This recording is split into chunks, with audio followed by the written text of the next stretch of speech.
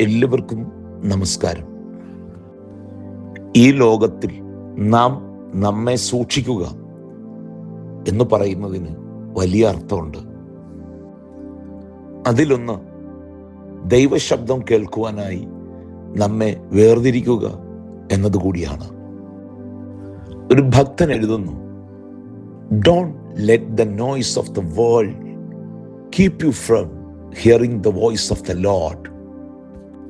ലോകത്തിൻ്റെ ബഹളങ്ങൾ ദൈവത്തെ കേൾക്കുന്നതിൽ നിന്നെ അലോസരപ്പെടുത്തരുത്. ആരവങ്ങളുടെയും ബഹളങ്ങളുടെയും പിറകിൽ സഞ്ചരിക്കുന്ന ഒരു ലോകമായത്. നമ്മുടെ ജീവിതം അത്രത്തോളം സൂക്ഷ്മവും ശ്രദ്ധയുള്ളതുമായില്ലെങ്കിൽ ദൈവശബ്ദം കേൾക്കാൻ നമുക്ക് കഴിയില്ല. മദർ തെരേസയുടെ വാക്കുകൾ, "God is the friend of silence. We need silence to be able to touch souls." മൗനത്തിന്റെ ചങ്ങാതിയാണ് ദൈവം. ശ്രദ്ധേയവും ക്രിയാത്മകവുമായ മൗനം കൊണ്ട് നമുക്ക് ആത്മാവിനെ തൊട്ടുണർത്താനായിട്ട് സാധിക്കും. ബഹളങ്ങളുടെ ഈ ലോകത്ത് കർത്താവ് നമ്മെ വിളിച്ചിരിക്കുന്നത് അവനെ കേൾക്കാൻ വേണ്ടിയാണ്.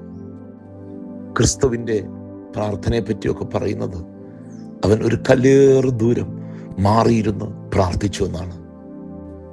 തിരക്കുകളുടെ ഒക്കെ ലോകത്ത് നിന്ന് ഒരു കല്ലേറ് ദൂരം മാറിയിരിക്കാൻ, ഒന്ന് ധ്യാനിക്കാൻ, നമ്മുടെ മുഖങ്ങൾ ദൈവത്തിങ്കിലേക്കൊന്ന് ഉയർത്താൻ, നമ്മുടെ വിചാരങ്ങളും ചിന്തകളും കർത്താവിങ്കിലേക്കൊന്ന് ഉയർത്താൻ അവനെ കേൾക്കുവാൻ നമുക്ക് സാധിക്കണം.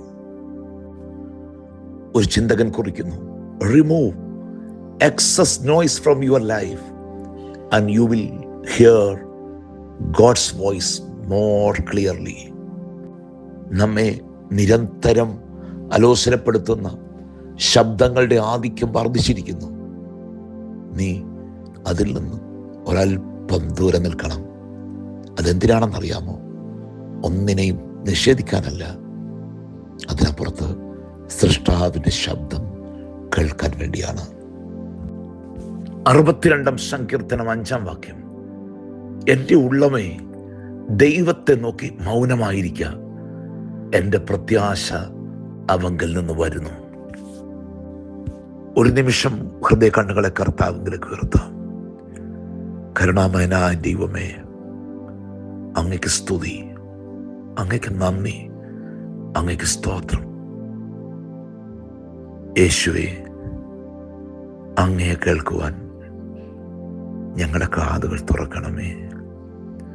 അങ്ങയെ കാണുവാൻ ഞങ്ങളുടെ മിഴികൾ ശക്തിയുള്ളതായി തീരണമേ.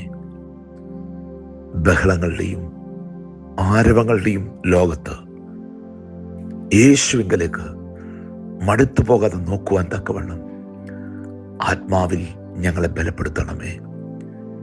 ജീവിതത്തിൻ്റെ തിരക്കുകൾക്ക് നടുവിൽ ഒരു കല്ലേറ് ദൂരം മാറിയിരുന്നു ഞങ്ങളുടെ ദൈവത്തെ കേൾക്കുവാൻ, ആത്മാവിൽ പ്രകാശിതരാകുവാൻ ഞങ്ങളെ ഒരുക്കണമേ. ഒത്തിരി കുറവും ബലഹീനതയുള്ള മനുഷ്യരാണ്. ഞങ്ങളുടെ പാപങ്ങൾ ഞങ്ങളോട് പൊറുക്കണമേ.